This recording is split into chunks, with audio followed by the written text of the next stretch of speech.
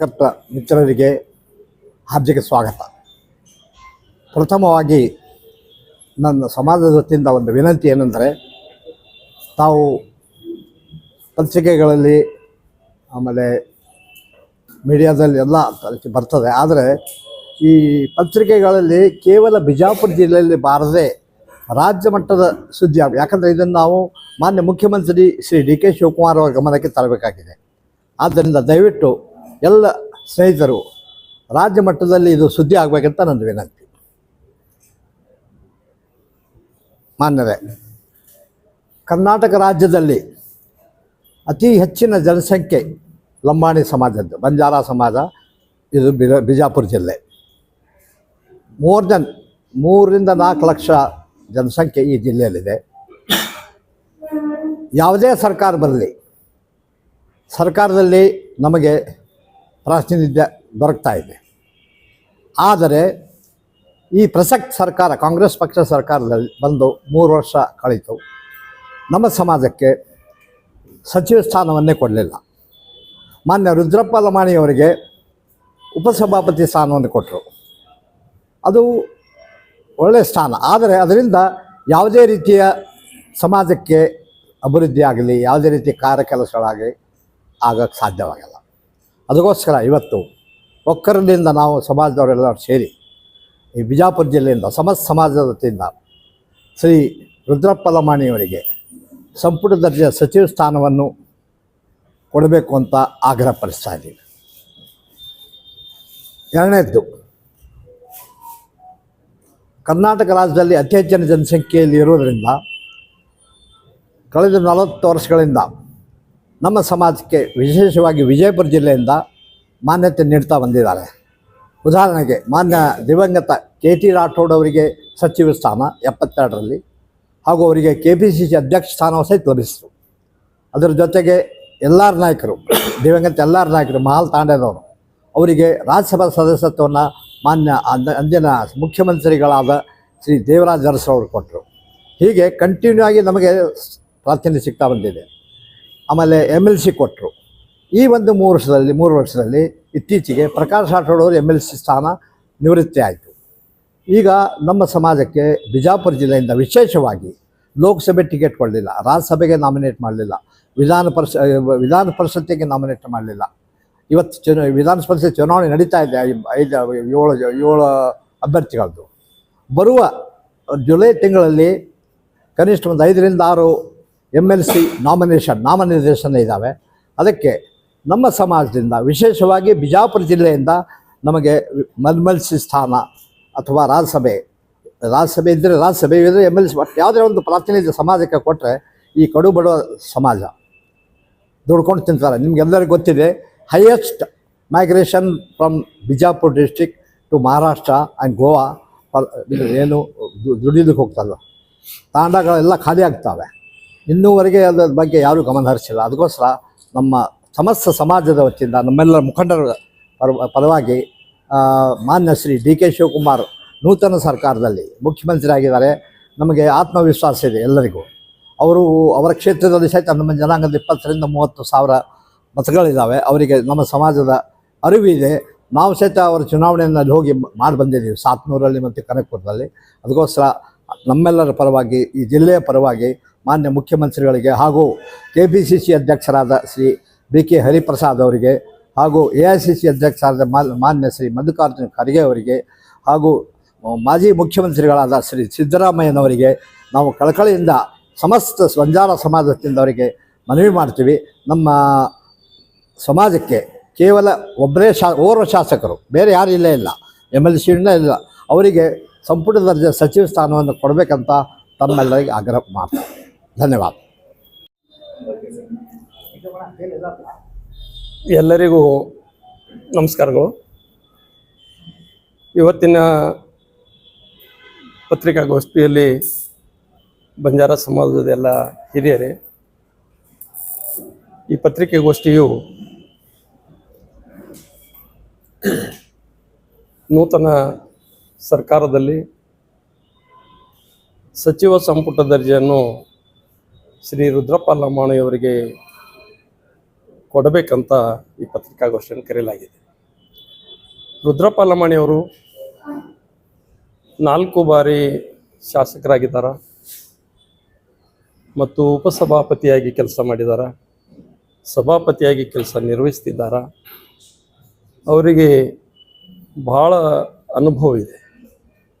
ಆದರೆ ಈ ಸರ್ಕಾರದಲ್ಲಿ ಪ್ರಥಮ ಆದ್ಯತೆ ನಮ್ಮ ಸಮಾಜಕ್ಕೆ ಕೊಡಬೇಕಾಗಿತ್ತು. 5 ಸಾಮಾಜಿಕ ನ್ಯಾಯದಡಿಯಲ್ಲಿ 5 ಕ್ಷೇತ್ರಗಳನ್ನು ನಮ್ಮ ಬಂಜಾರ ಸಮಾಜಕ್ಕೆ ಕೊಟ್ಟಿದ್ರು. ಆದರೆ ಒಬ್ಬರು ಆಯ್ಕೆ ಆದರು.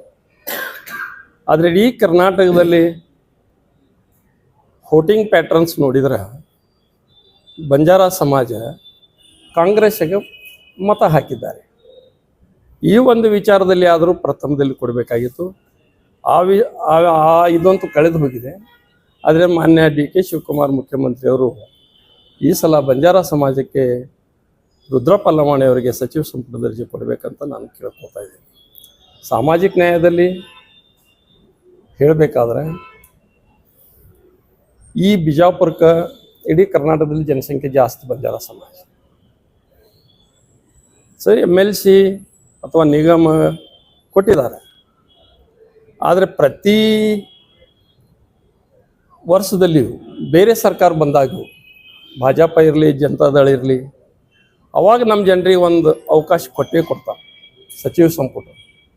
ಈ ಸಲ ಈ ಸರ್ಕಾರ ಕೊಡಲಾರ್ದು ನಮಗೆ ತುಂಬ ಬೇಜಾರಾಗಿದೆ. 3 ವರ್ಷ ಆಯಿತು. ಸಚಿವ ಸಂಪುಟಕ್ಕೆ ಕೊಡಬೇಕು ಸಾಮಾಜಿಕ ನ್ಯಾಯದಡಿಯಲ್ಲಿ. ನಾವು ಎದರಲ್ಲಿನೂ ಕಮ್ಮಿ ಇಲ್ಲ.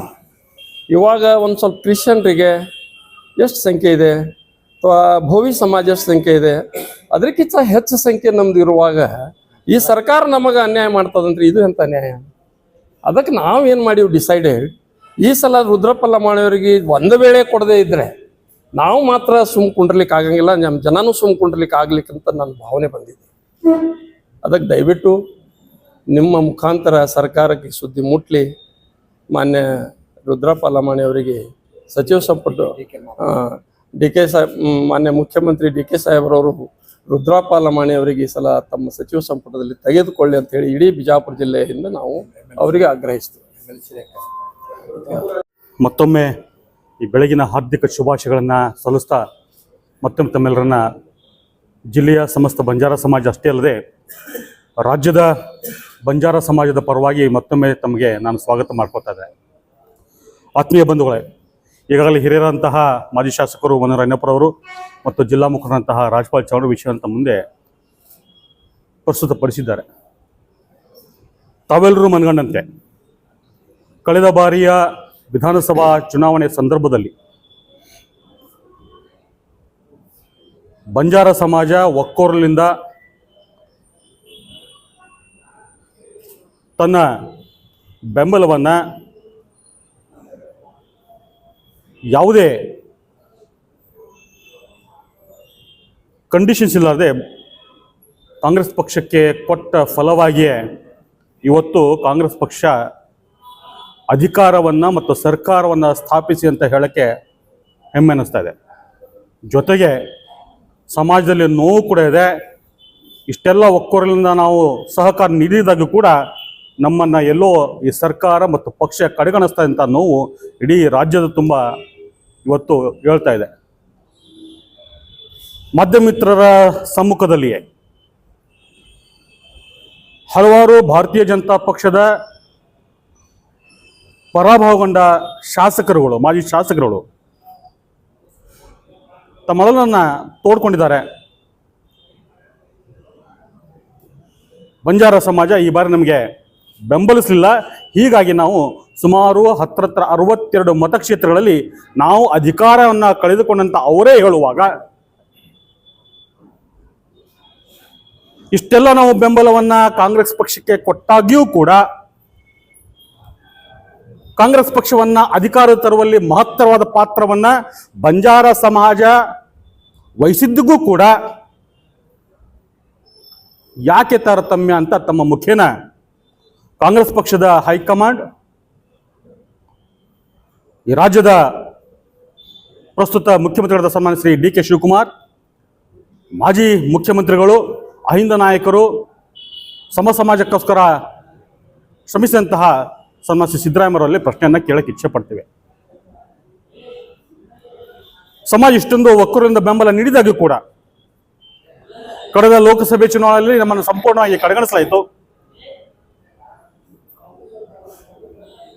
ಯಾವುದೇ ವಿಧಾನ ಪರಿಷತ್ತಿನ ಚುನಾವಣೆಗಳು ಬಂದು ಕೂಡ ಪ್ರಾತಿನಿಧ್ಯವನ್ನು ಕೊಡುವಂತಹ ಒಂದು ಪ್ರಯತ್ನ ಆಗಲಿಲ್ಲ.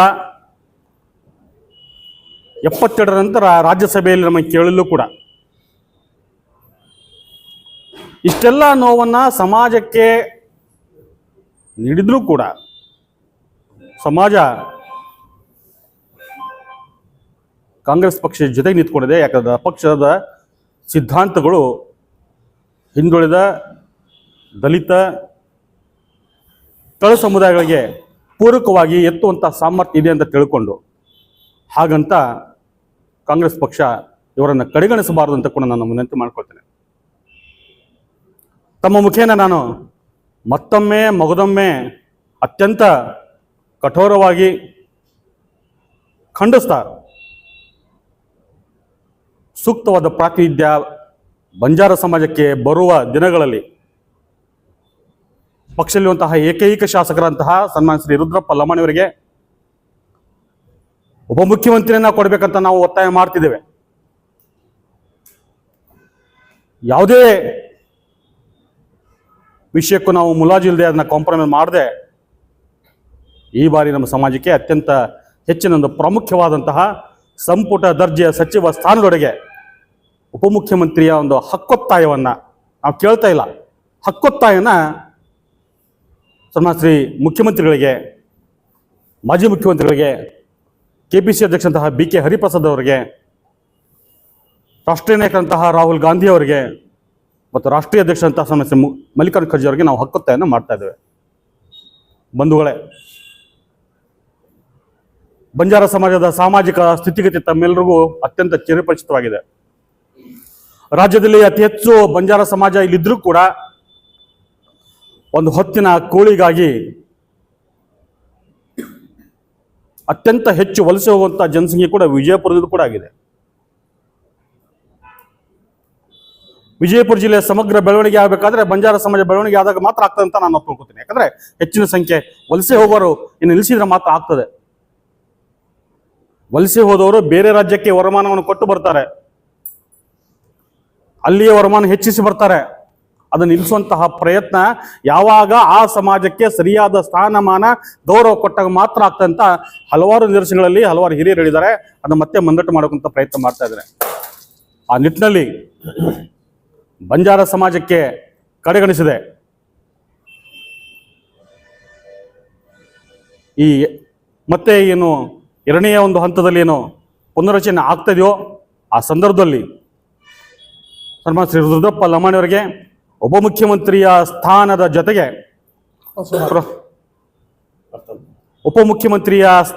ಜೊತೆಗೆ ಸಂಪುಟ ದರ್ಜೆಯ ಸಚಿವ ಸ್ಥಾನ ಕೊಡಬೇಕಂತ ನಾನು ಸಮಸ್ತ ಹಿರಿಯರ ಪರವಾಗಿ, ಜಿಲ್ಲೆ ಹಾಗೂ ರಾಜ್ಯದ ಬಂಜಾರ ಸಮಾಜದ ಪರವಾಗಿ ಹಕ್ಕೊತ್ತಾಯ ಜೊತೆಗೆ ಬರುವ ದಿನಮಾನಗಳಲ್ಲಿ ವಿಧಾನ ಪರಿಷತ್ ಮತ್ತು ರಾಜ್ಯಸಭೆಗೆ ಪರಿಗಣಿಸಲೇಬೇಕು.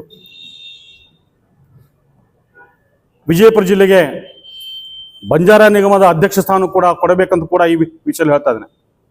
ಪ್ರತಿ ಬಾರಿಯೂ ಹೆಚ್ಚಿನ ಸಂಖ್ಯೆ ಬಂಜಾರ ಸಮಾಜ ಇಲ್ಲಿದ್ರೂ ಕೂಡ ಮಧ್ಯ ಕರ್ನಾಟಕದ ಪ್ರಾತಿನಿಧ್ಯ ಕೊಟ್ಟದನ್ನ ಒಲ್ಲದ ಮನಸ್ಸಿನ ಕೂಡ ಒಪ್ಕೊಂಡಿದೆ, ಯಾಕಂದ್ರೆ ನಮ್ಮವರೇ ಅಂತಂದು. ಆದರೆ ಈ ಬಾರಿ ವಿಜಯಪುರ ಜಿಲ್ಲೆಗೆ ಸಿಗಲೇಬೇಕು. ಜೊತೆಯಾಗಿ ಬಂಜಾರ ಸಮಾಜದ ಒಂದು ಪ್ರೀತಿ ವಿಶ್ವಾಸ ಏನು ಸಮಾಜದ ಮೇಲೆ ಇದೆಯೋ, ಆ ಸಮಾಜದ ಮೇಲೆ ಪಕ್ಷದ ಮೇಲೆ ಇಟ್ಕೊಂಡಿದ್ದಾರೋ ಅದನ್ನು ಉಳಿಸ್ಕೊಂಡು ಹೋಗ್ಬೇಕಂತ ಕಾಂಗ್ರೆಸ್ ಪಕ್ಷದ ಹೈಕಮಾಂಡ್ ಹಿರಿಯರಿಗೂ ಮತ್ತೊಮ್ಮೆ ಮಗನೊಮ್ಮೆ ಹಕ್ಕೊತ್ತಾಯ ಮಾಡ್ತಾ ಅವಕಾಶ ನೀಡುತ್ತ ತಮ್ಮೆಲ್ಲರಿಗೂ ವಂದನೆ, ಅಭಿನಂದನೆಗಳು.